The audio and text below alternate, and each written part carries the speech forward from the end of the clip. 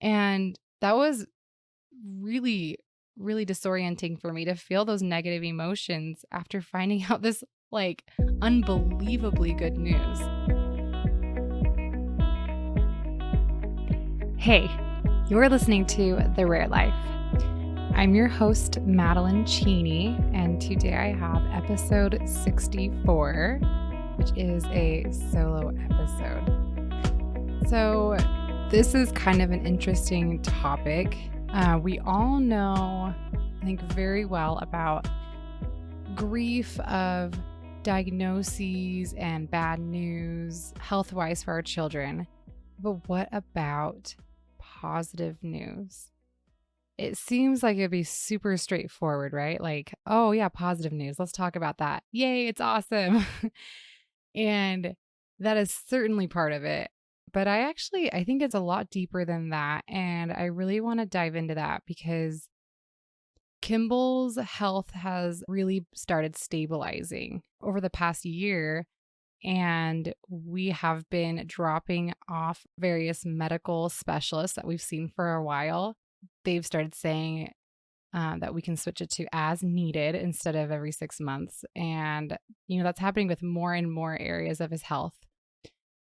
And that's been really cool, but it's also opened up these deeper emotions, more mixed feelings, bittersweetness. And a lot of those emotions have been really confusing because they're not super straightforward and kind of counterintuitive. They're really surprising to me.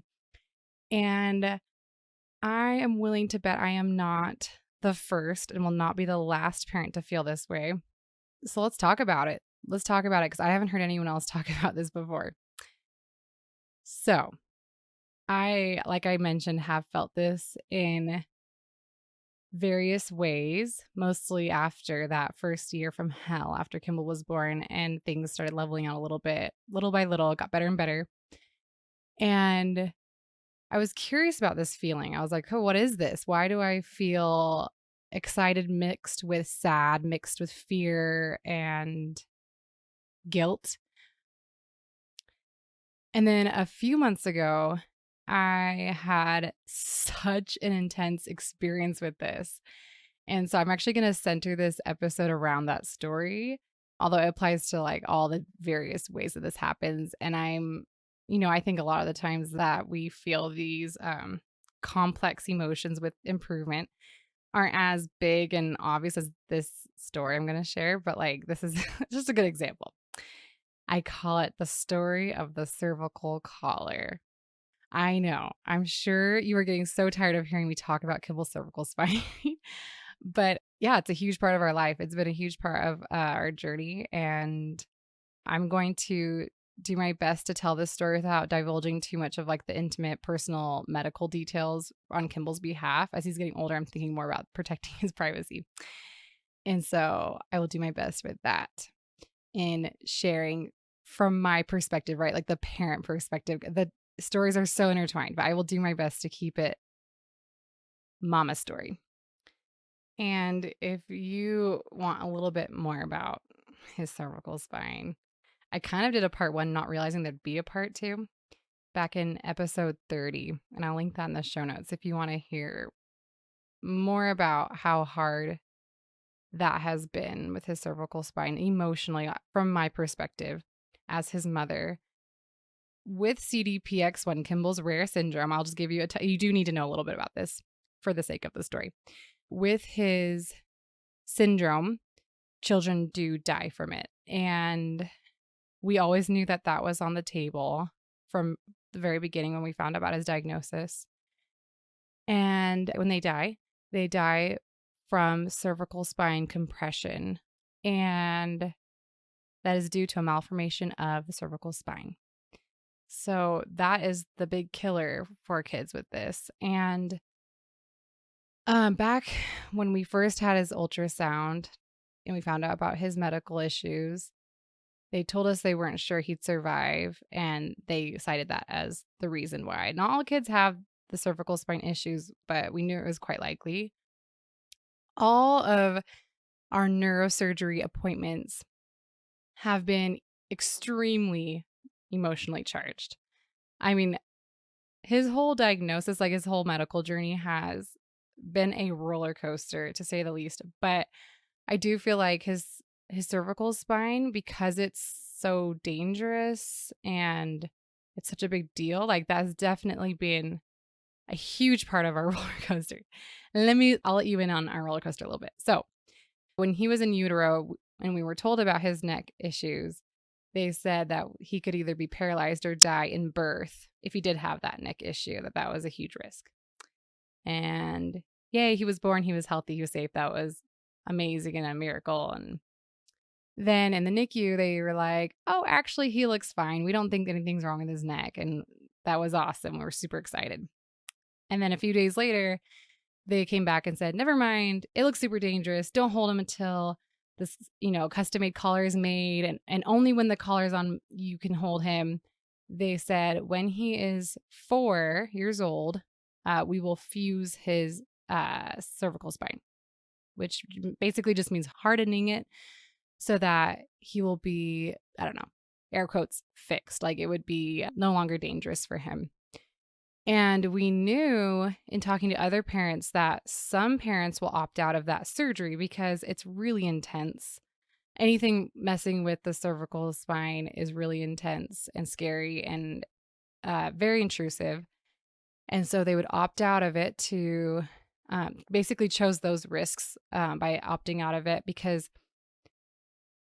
their vertebrae will harden by the time they're 11. It's hardening just so much slower than the typical baby in utero would already have it hardened by the time they were born. So some parents choose to take that risk and some make it to 11 and then are fine and some die.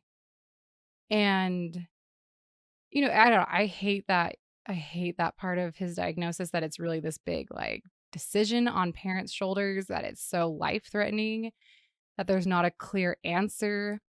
But it felt right to wait for the surgery and to go ahead and do that. I didn't think I could live with that risk. So we planned on the collar until he was 4, which felt like an eternity too. He was, in the NICU, brand new. So picturing him being 4 years old felt like light years away. And yeah, so we were facing him wearing the collar until he was 4 and then being fused. That was the plan. Then 3 horrendous months later of him wearing this collar and hating it and all the other stuff we were dealing with, we went in for a follow-up with neurosurgery. At this point, he was discharged from the NICU. And there was another neurosurgeon there other than our actual one. And he said, oh, yeah, he's great. It's actually fine now. He doesn't need the collar. And so that was one of the best days of my life. Hands down. I was so excited. We put that behind us. We were like, we don't need to worry about him dying anymore. And then 6 months after that, we went in for our next follow-up.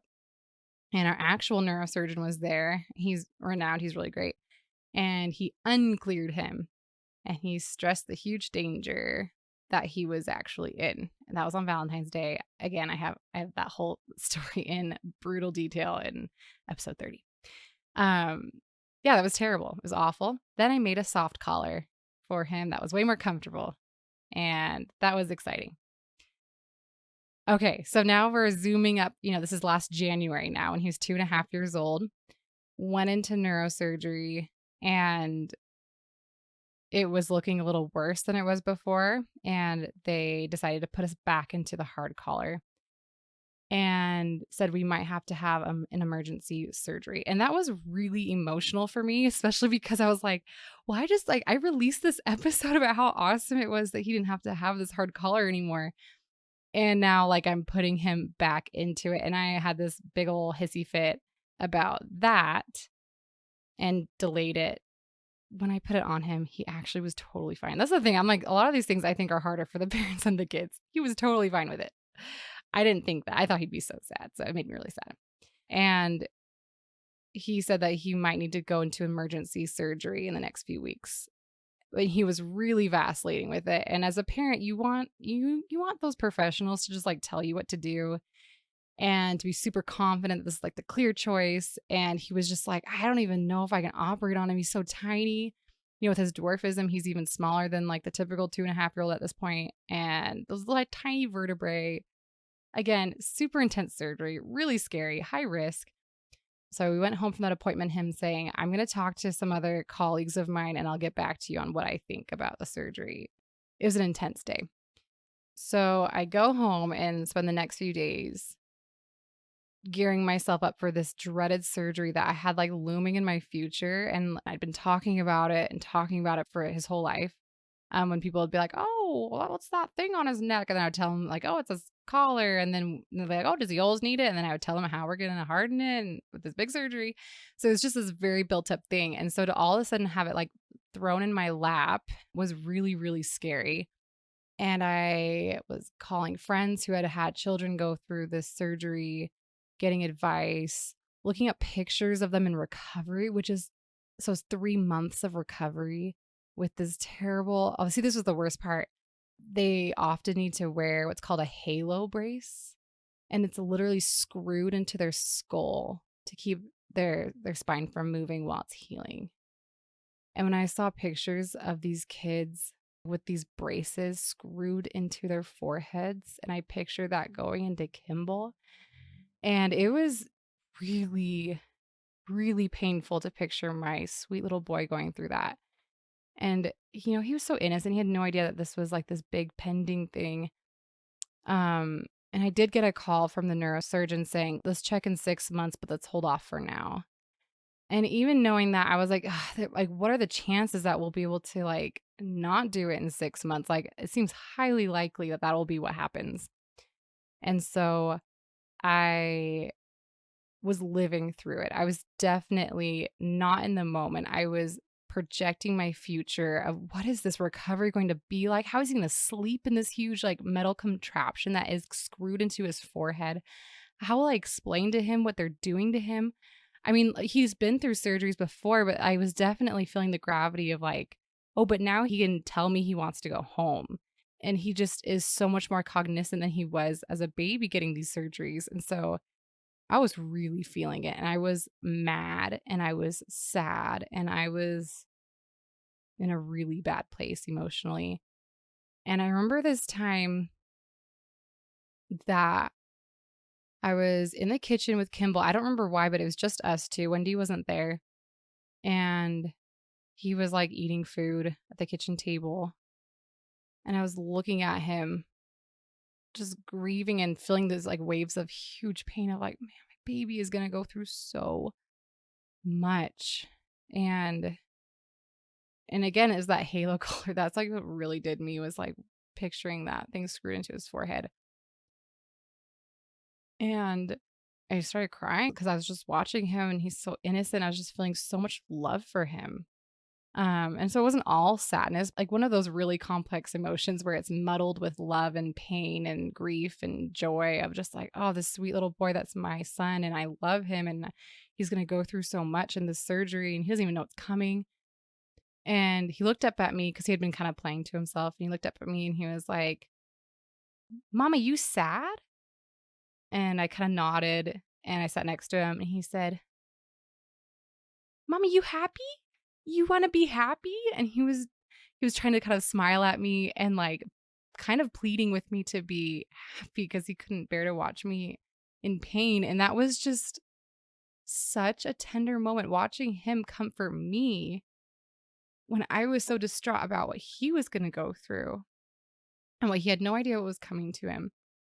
And that was so tender. I was like, isn't this how it is? I mean, like talking to a lot of other parents, like often, obviously, I can't make a blanket statement, but like so many times these kids come to comfort us and to heal us over what they're going through. Like we're upset about what they're going through because we love them, and then they comfort us when they're the ones going through it. Oh my gosh, I don't think I'll ever forget that moment of him comforting me when I was so upset about what was going to happen to him. And I just felt so much love for him. Felt so much love for him. And it's interesting to me because like he won't remember this, but it's a huge part of my story and it is changing me. Oh, it was just such a tender moment. And I feel like that kind of conveys the amount of emotion I was having with this surgery that was looming ahead of us.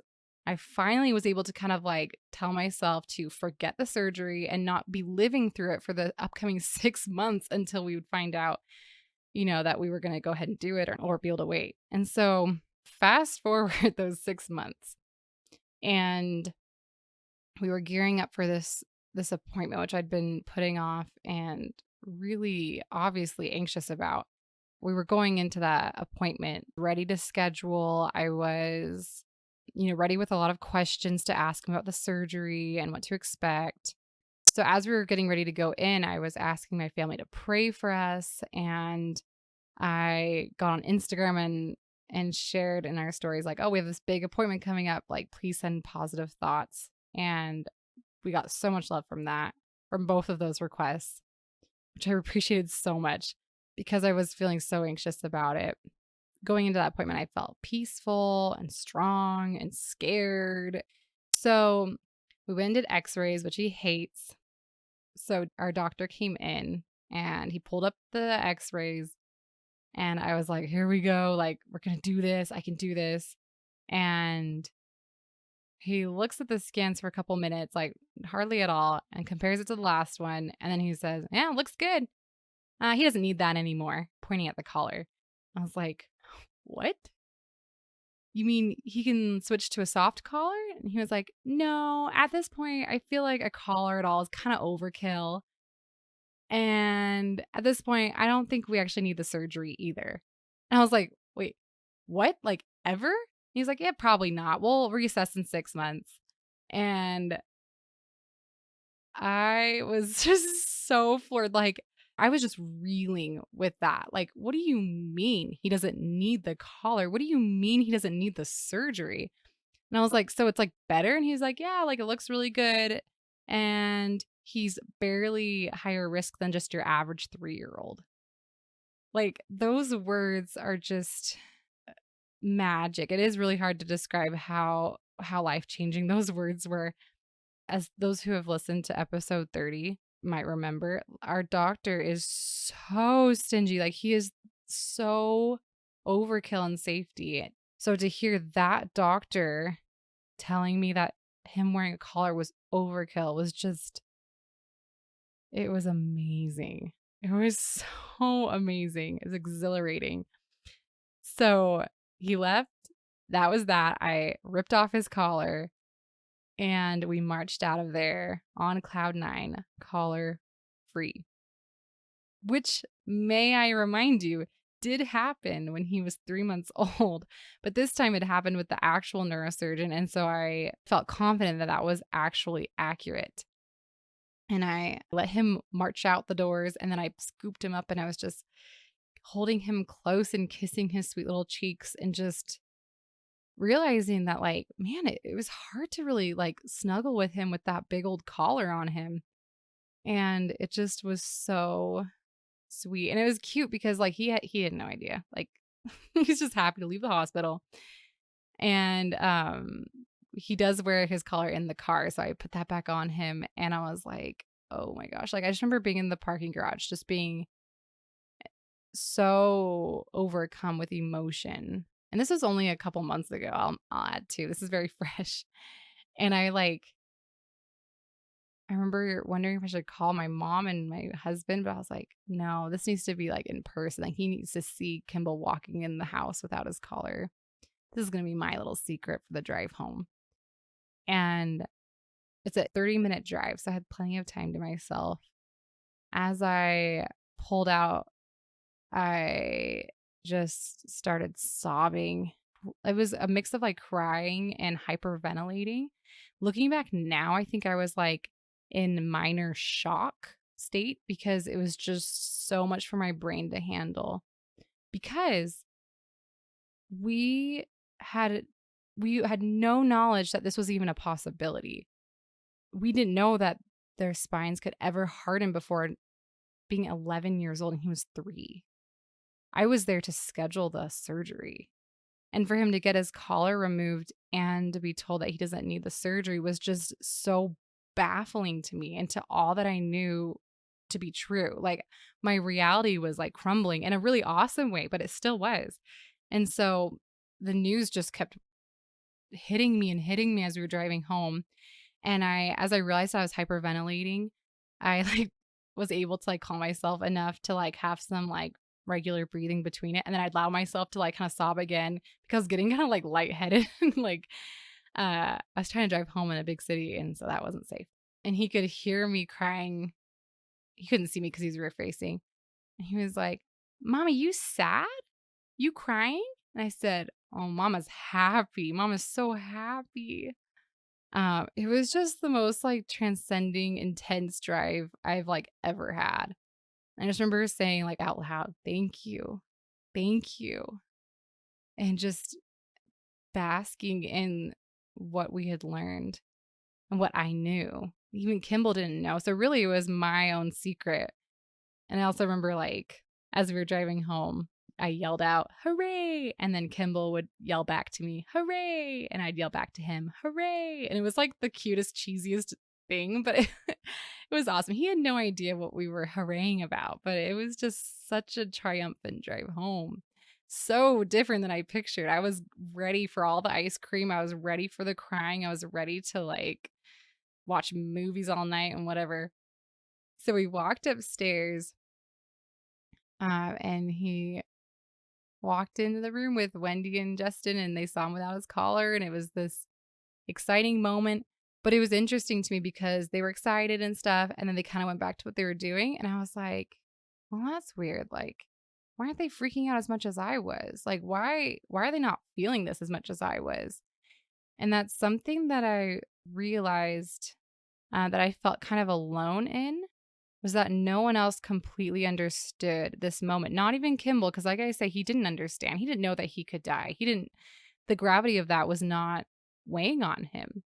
And Justin told me, like, he's like, "I don't let myself go there."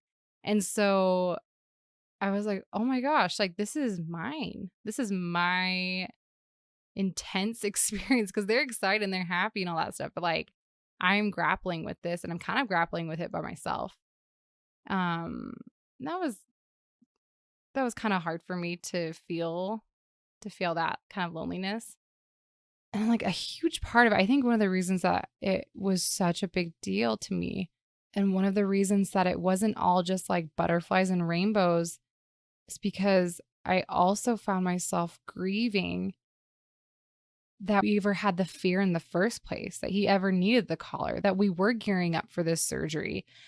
I was picturing that version of myself 3.5 years before, finding out that my child may not live through birth, and that weight that was placed on our shoulders before he was even born, the weight of the possibility of him dying. That's always been, the hardest part of all of this.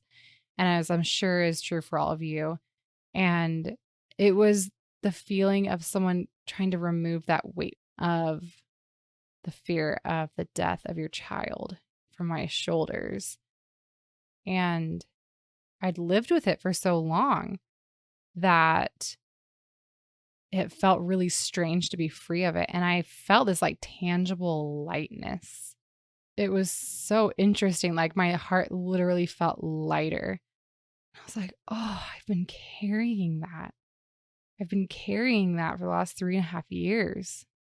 And so I was really grieving that too, that the fact that I ever was carrying it, while also feeling so grateful that it was removed. But to tell you the truth, honestly, though, like when I say that I was so grateful, that drive home and like when they first told me, I was feeling it. I was feeling so grateful. I was feeling like, wow, this was like such a miracle. And I'm so grateful. And my child was like saved in some way. And I was saved from having to go through this terrible thing that I was picturing, and the fear of the worst thing happening.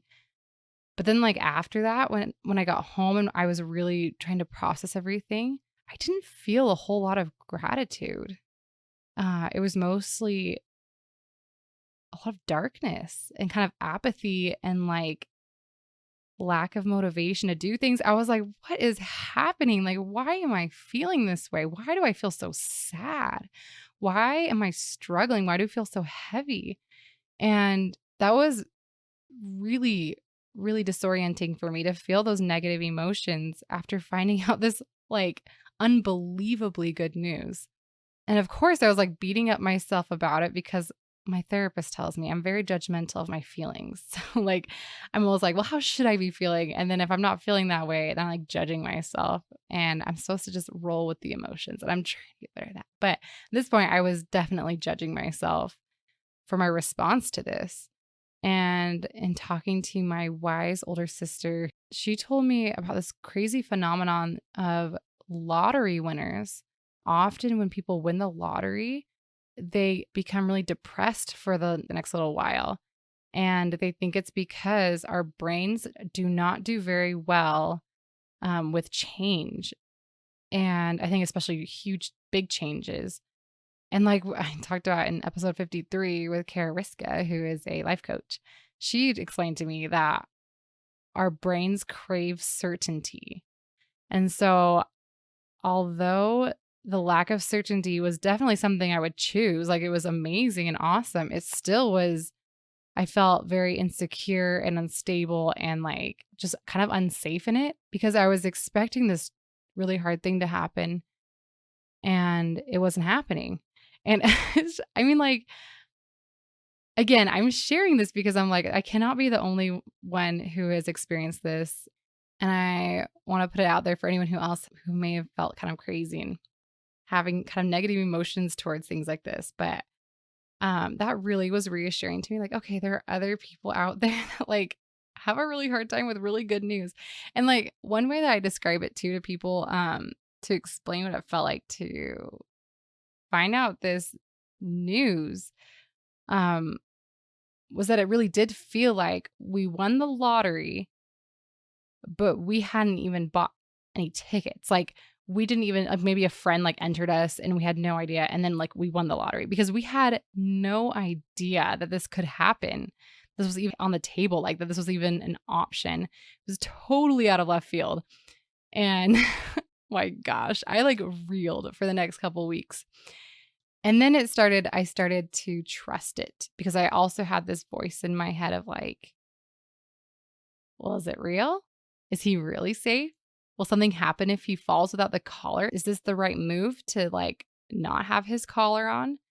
And I felt myself tempted to hold on to this medical device because I had become reliant on it to keep my son safe. Like I equated his collar and this future surgery that I pictured to keeping Kimball alive. And so relinquishing that wasn't overly hard for me, to be honest, because I am not a worrier type with that kind of thing. Like if they drop food on the floor, I'm one to like pick it up and be like, oh, cool, this will boost their immune system. And so like I was very happy to release that fear, but I did feel that like voice in my head of like, is this real? Like, should I second guess this? But because again, like that, the neurosurgeon is such a stickler. I was like, no, like if Dr. B says it's okay, then by golly, I'm sure it's okay, which was very awesome. It was very awesome. So I was super eager to tell everyone, like my friends and my family, but at the same time, I was super protective over this experience. And I feared that people wouldn't understand it, the gravity of it, and not take it seriously. And that it was almost like I felt like this really special thing would be like defiled and that it would be dismissed. And it took me a while to be like ready to tell people. And when I did, I got a lot of friends on Instagram, actually, a lot of other parents, so probably some of you, that were just ecstatic with us and said they were crying when they heard the news. And that meant so much. We also had some family members that didn't respond. And that was incredibly painful. But I think I kind of kept realizing over and over again that this is my thing. Because again, no one else could truly understand exactly what it was like for me to hold on to that weight and that pain for so many years and then to suddenly have released it. Like no one else could truly understand these emotions. And I realized I could just own them. Like, you know what? These are mine. And no one else does understand it because no one else's relationship with Kimball is like mine. Like even Justin's, like, they are unique relationships. And I think, that is okay. I feel like that's okay. And I think that's probably a big part of shifting with these changes and things is acknowledging that your experience with it is your own and that there's no need to compare. That is easier said than done. Like I totally struggle with that. But that is something that I keep learning over and over again is comparison really is so isolating and it helps no one. So kind of my conclusion that I came up with in really reflecting about this and like the ups and the downs of these positive changes and the negative ones too, is that it all comes down to that lack of certainty, but also like these roles that we put ourselves in and that we identify with. So when I was pregnant with him and we first found out that he'd have disabilities, that was a huge, painful process of kind of altering my identity. And so I shifted and I remember when it's like, I think Kimball was like a year and a half when I really felt like I was coming into that, like, yes, I'm a medical mom. My son has disabilities and that's what I do. And I know this stuff. And so as things have been slowly letting up, I was like, I think that's part of my problem here is that I feel my role and like part of my identity shifting again. It's shifting just like it did in the beginning. It's lightening and it's becoming less complicated, but it still feels kind of squirmy because like it's different. And I realized that especially at the beginning when he first started dropping out of these, different therapies and specialists, and I was like, shoot, I really like this community. I have a podcast with this community and I'm not sure I fit in anymore. And I think Kimball's too healthy for me really to be counted in this group that I really love. And he's still disabled, like his hearing loss and his shorter stature, like those aren't going away. And so like, I don't really feel like I fit in with, quote unquote, healthy parents. And that really sucked. And I still do struggle with that feeling of like that imposter syndrome. But I've had some months to process it. And I will say that I do feel really confident now in my new identity, I guess, that new role that I feel myself in of like, Kimball's still disabled, which actually I'm like really relieved about. I'll be honest. Like that is a part of him. And I feel like it's a part of me. So I'm like, okay, cool. Like hearing loss, short stature, maybe vision loss, probably not going anywhere. Like, cool. Like I've got those like safety guards. Like he will not graduate from these things. Which like, oh my gosh, if I could have heard myself saying that at the beginning, I would have been so like just totally shocked and confused. But anyway, I find myself in this new role of like, yeah, I have a child who's like pretty medically healthy, knock on wood, and disabled. And we're kind of sitting in between there. And there are actually a lot of awesome people sitting in between there. And guess what? I can still super relate with people with super medically complex children whose health is not stable. I can totally empathize with people on the other side of the spectrum where like their kids are disabled, but they, maybe had it easier than Kimball. Like we don't have to have the same things to be able to really relate with each other. And I feel pretty good about where I am. I feel really good about our spot and I'm kind of settling into it. And so I'm able to really enjoy those positive changes more and those improvements more in his health.